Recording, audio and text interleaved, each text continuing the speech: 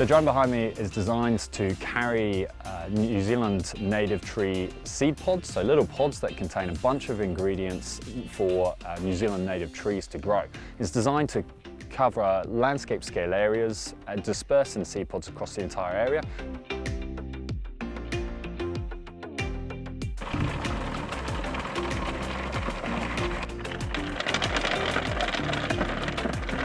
We'll go probably a slightly lower altitude.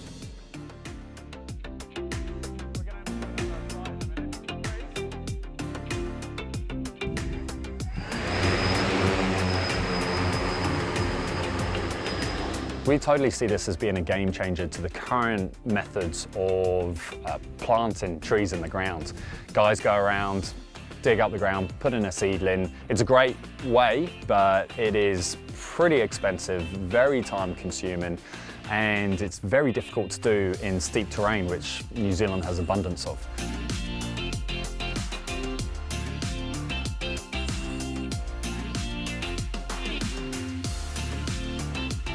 The disturbance of the forestry operations with the constant rotation of planting, the pine trees growing, harvesting, and in particular that harvesting operation that can expose the soils and make them vulnerable to rain events and slips and soil mobility into the water.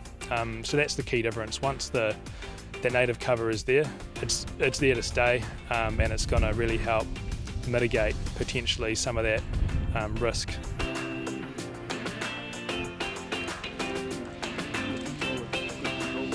Under the black tarpaulins, there are control zones, so there'll be no seed pods.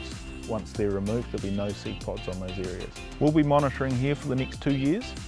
We'd like to see some really good progress in the next 6 months, and then we'll continue to monitor that progress. But the first 6 months is really critical, and as well as, I guess, getting out and counting the trees and monitoring their progress, we'll also be flying the drone on that same regular basis, so we'll be able to see that vegetation change.